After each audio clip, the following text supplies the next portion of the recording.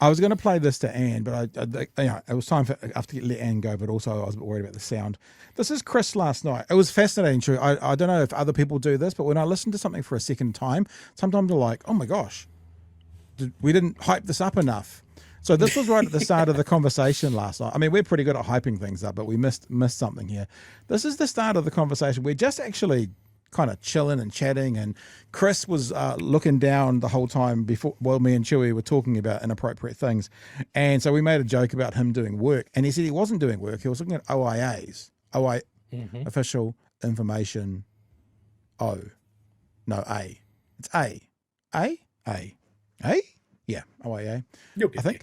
Yeah, I'll get there. And the thing that he said, and I was going to throw this at Anne about the nurses' salaries that this government's been talking about, is how he or someone has found out, the government's been overinflating all these salaries. What he said in the OIA, official information. Yeah, okay, we're there. How he said that they actually decided to say what an average teacher's salary was. Have a listen. Yeah, I was actually posting on our social media. I was just looking through some OIAs and found some interesting stuff, so I thought put it on some of our teachers to have a look at. Oh, do you want to tell us anything about these OIAs you've just found? Oh, so there wasn't one on. Can I just ask this question as well? That blue T-shirt is pretty sharp, eh? I mean, just between me and you, that's. Someone gas pad up. He's low in gas. I think it was good. I made it was just I'm a nerd, so I go through the ministry's published OIAs, and there was one about. So remember, a while ago, Judith Collins said, teachers make $147,000. Remember that? So apparently, the information the ministry gave her as the average was a deputy principal at a large school, and they said this is how much they would get paid. And the normal average primary teacher was a teacher who's working in a Maori immersion unit. And is getting a $12,000 allowance for doing that. So when they were talking about that, every single time we said, hey, reporters, people with access, ask them to show us your workings. Ask them to show us your workings. Well, they did show them their workings for the teachers. I've written it down here. The government said, teachers make $147,000 average.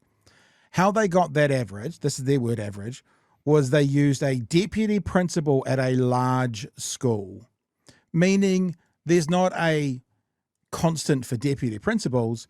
A deputy principal at a rural school would get paid a lot less than a deputy principal at Rangitoto High, or it would be high primary. Anyway, and the other way they looked at it was to look at a teacher in a Maori immersion unit.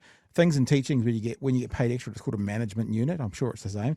They get a $12,000 management unit on top of their salary. So the average was taken from a deputy principal at a large school and a teacher in a Maori immersion unit with a $12,000 management unit on top. And that's how they so confidently from the front talked about how much teachers earn, because that's the average. The average person, the average teacher, is a deputy at a large school or a $12,000 management unit on top of a salary for Maori immersion. And we would have talked to Anne, have they figured out this whole teaching stuff yet? Nursing stuff, because they said similar ridiculous numbers about the nurses. We are yet to see that workings. But for fuck's sake, honestly, we are rodeo clowns in Dunedin. We are actually really unimportant in the grander scheme of things when it comes to media commentary. We are small, we have a niche audience who we love to bits, we love being here with you, but people who actually look in the Prime Minister's eye every single day need to be saying, show us your workings. Needs to be saying, hey, you know how you want them to get back around the table? Why have you declined every single date the NZPPTA has offered in October and pushed them back till November? How can they get around the table quickly when you're not giving them a date for another at least month from now? What's next week?